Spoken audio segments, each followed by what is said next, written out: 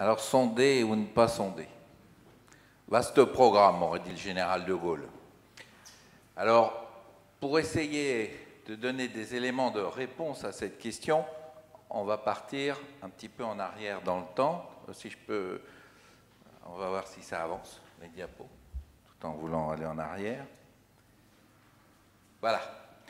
Alors après une meilleure maîtrise des complications neurologiques qui tuaient rapidement les enfants de méningite et méningo-encéphalite en période néonatale, il y a 50 ans, c'était les complications uronéphrologiques qui étaient devenues une des principales causes de morbidité et de mortalité chez les patients qui avaient une myéloméningocèle. Pourquoi? Parce que la fonction rénale, c'est une fonction vitale. Donc quand on s'attaque à une fonction vitale, on s'attaque à la survie du patient. Donc, un petit rappel de vulgarisation, parce que je sais qu'il n'y a pas que des médecins dans la salle. Les reins, c'est deux organes en forme de haricot qu'on a dans le dos, à cheval entre le thorax et l'abdomen. Et ces reins, c'est des stations d'épuration du sang. Donc, qu'est-ce qu'ils font, les reins? Ils lavent notre sang, qui, sauf quand on se blesse, circule dans l'organisme en circuit fermé, et ils extraient du sang toutes les substances toxiques que les cellules de notre corps déversent dedans en longueur de journée. Pour bien faire leur travail, les reins, au passage, ils ont besoin d'eau. C'est exactement comme quand on prend sa douche, le savon, ça ne suffit pas. Et plus on boit, bien et régulièrement, et plus le travail est facile pour les reins. Et puis, le produit du lavage du sang par les reins, c'est l'urine. Ce liquide jaune qui descend grâce à deux petits conduits, un de chaque côté, qui s'appellent les urtères, jusqu'à une poche de stockage, la vessie. Et la vessie, c'est une poche musclée qui a la propriété de se laisser distendre, ça s'appelle la compliance, au fur et à mesure qu'on la remplit, jusqu'au moment où elle est pleine. Et là, elle envoie un signal à la moelle qui entraîne l'ouverture du sphincter, qui est le muscle, l'appareil sphinctérien qui ferme la vessie pendant qu'elle se remplit. Et là, la vessie qui est calme, qui ne se contracte pas normalement pendant qu'elle se remplit, se contracte et se vide. Ça s'appelle, en termes médicaux, la synergie vésico-sphinctérienne. Alors maintenant, pour en revenir à l'attaque sur cette fonction vitale qu'il peut y avoir chez le myéloméningocèle, c'est que malheureusement, les circuits électriques ne fonctionnent pas comme il faut, il n'y a pas de synergie vésico-sphinctérienne, et grosso modo, à la sortie de la vessie, on va repartir cette fois-ci de bas en haut, la porte est plus ou moins fermée, mais c'est un état pratiquement permanent. Et plus la porte est fermée, plus la vessie a du mal à se vider. Alors je schématise et je vulgarise pour les médecins, mais grosso modo, essayer de se vider contre une porte fermée, ça entraîne une réaction de la part de la vessie, qui peut protester plus ou moins vigoureusement, mais qui proteste. Protestant, elle lutte pour se vider, et donc elle s'épaissit. S'épaississant, elle perd de sa compliance. Et puis, elle perd aussi de sa capacité. C'est-à-dire, plus la vessie a du mal à se vider, plus elle devient petite et plus la pression s'élève dans la vessie. Au bout d'un certain temps, la pression s'élevant, eh bien, l'urine a du mal à couler du rein vers la vessie. Et l'appareil urinaire, le haut appareil urinaire, les reins, les cavités, se distendent, ça on le voit en échographie, parce que l'urine s'accumule dans les reins, ne pouvant pas descendre dans la vessie. Et puis quand une vessie se vide mal et que l'urine stagne à l'intérieur, elle a tendance à s'infecter. Et tout ça, ça conduit d'une part à une détérioration progressive de la fonction rénale parce que la pression s'élève à l'intérieur des cavités et que les reins ne peuvent pas faire leur travail. Et c'est la conséquence déjà d'une destruction de la vessie progressivement, dont la paroi s'épaissit, dont la paroi est mal vascularisée et dont la paroi perd sa souplesse. Alors ça, c'était l'histoire naturelle, avant que finalement on trouve ce dont je vais vous parler sur la diapo suivante. Les patients décédés d'insuffisance rénale ou des complications infectieuses qui ne font qu'aggraver la situation. Et au mieux, on pouvait leur proposer ce qu'on appelle une dérivation externe des urines, puisque tout partait de la vessie. On chinte la vessie, on prend les 2 tuyaux qui vont des reins à la vessie, on les branche à la peau, au besoin à travers un petit segment intestinal, et on met une poche collée sur la peau. Ça s'appelait les dérivations incontinentes des urines.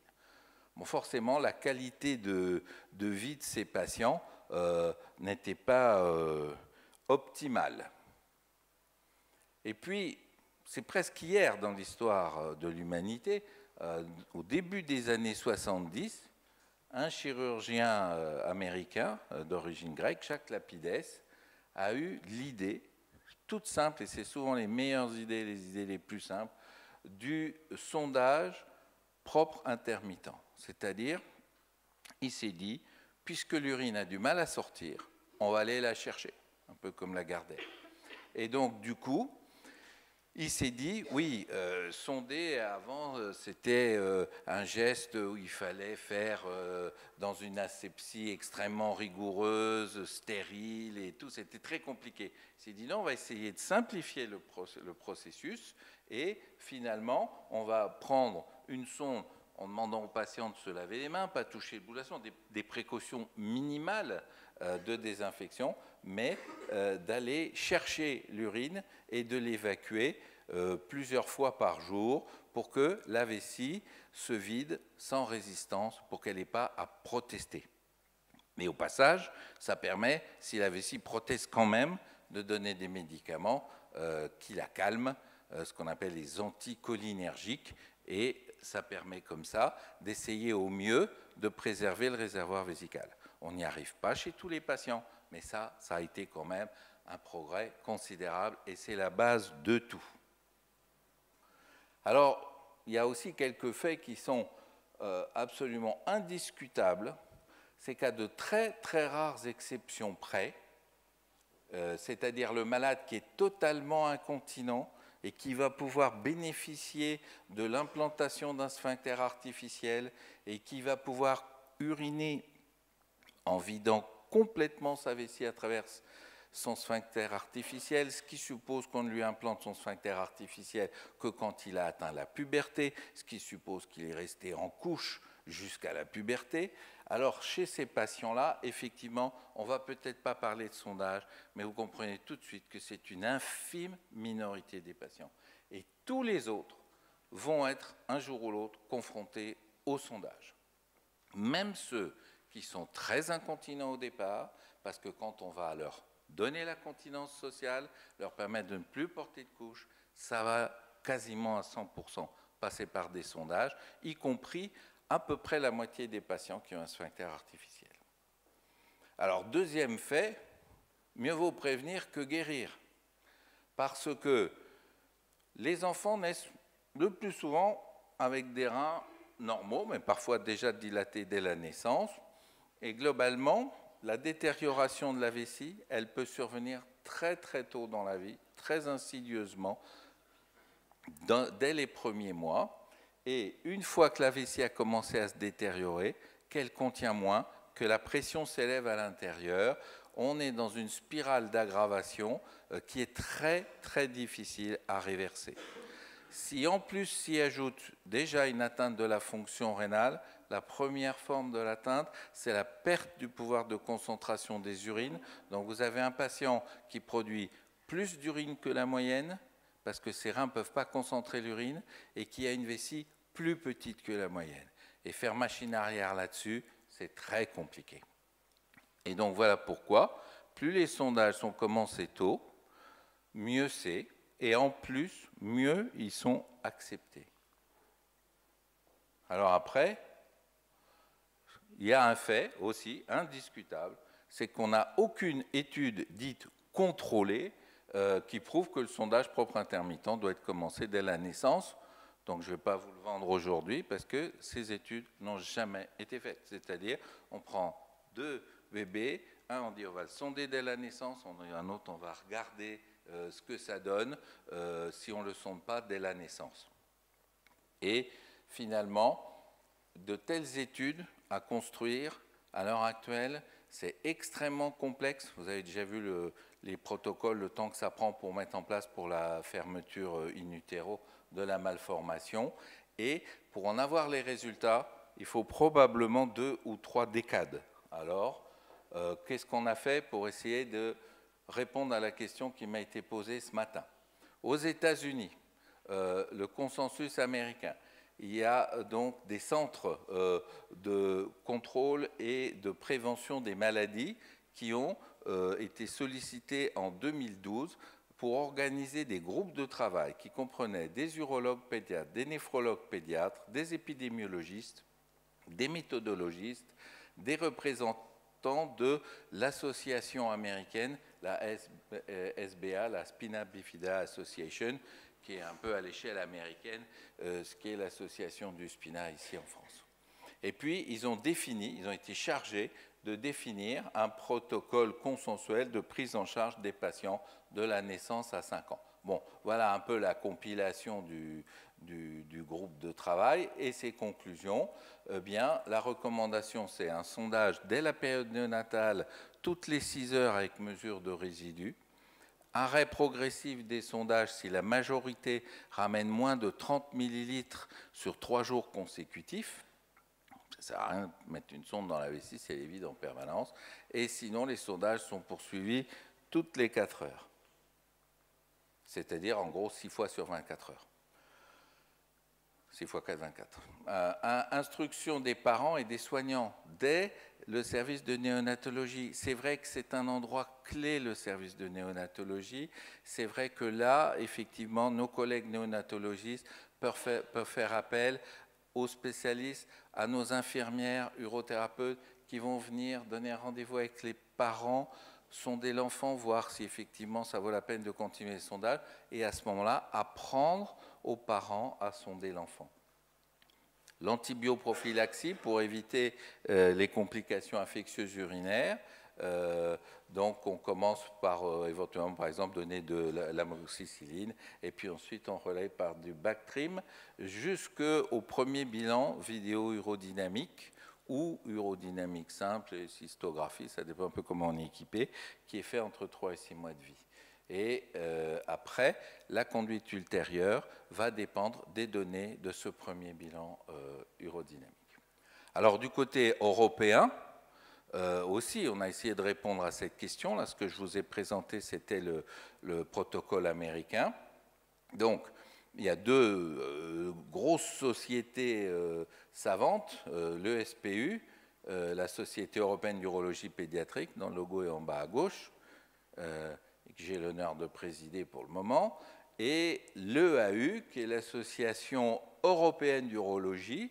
Et là, ils ont réuni un groupe d'experts pour définir des conduites à tenir dans tous les domaines de l'urologie pédiatrique, mais en particulier la prise en charge néonatale des vessies neurologiques. Alors, des myéloméningocèles en particulier. Alors, c'est écrit en anglais, mais voilà, en gros, je vous le traduis. Leur recommandation, c'est de démarrer les sondages en période néonatale, donc comme dans le consensus américain. Ça diminue le risque des complications rénales et le risque d'agrandissement vésical. Comment on sait ça? On sait parce que certes, on n'a pas fait les études contrôlées en prenant 2 groupes de patients, un qu'on sonde pas à la naissance, mais on connaît l'histoire naturelle des patients qui ne sont pas sondés. On a aussi beaucoup d'études qui rapportent des comparaisons entre des enfants qui ont été mis au sondage dès la naissance et d'autres qui n'ont été mis au sondage qu'entre l'âge de 1 et 6 ans. En général, c'est un peu comme ça que sont faits, devant l'apparition en particulier de complications infectieuses, dilatation du haut appareil, reflux, etc. En l'absence de signes d'obstruction, c'est-à-dire si la porte de la vessie est bien ouverte, c'est un peu aussi ce que disaient les Américains sous une autre forme, le début des sondages peut être retardé, mais ça veut dire qu'il faut déjà être persuadé que la vessie est vide en permanence, et seulement dans des cas très sélectionnés et qui doivent être suivis très régulièrement sur le plan clinique, échographique et urodynamique. Donc, dans ce consensus européen, il considère que démarrer les sondages en période néonatale rend leur maîtrise plus aisée pour les soignants, mais aussi pour l'entourage, et l'acceptation meilleure pour les enfants quand ils grandissent. Bon, pour ce qui est de l'aspect technique, il y a eu aussi une énorme revue, une revue Cochrane de toute la littérature sur le sujet. C'est une autre société savante qui s'appelle l'ICCS, l'International Children Continence Society, qui a essayé de savoir s'il y avait une différence entre sondage avec une sonde qu'on réutilise qu'on change à chaque fois, ou des sondes réutilisables, des sondes sèches ou des sondes auto-lubrifiées, et le sondage stérile ou le sondage propre. Et finalement, il n'y a aucune évidence qui ressort de cette étude Cochrane. Mais globalement, disons, plus les sondages sont simples, plus on est sûr qu'ils vont être faits régulièrement. Alors, pour finir par répondre à la question, le sondage est-il bénéfique pour les patients? Très probablement oui, au vu des très nombreuses études rétrospectives et conférences de consensus qui se sont penchées sur la question. Mais le bénéfice reste à démontrer en termes de médecine par la preuve. Ça, par contre, c'est des études, je vous dis, extrêmement lourdes, extrêmement compliquées à monter. Merci. Merci beaucoup. On va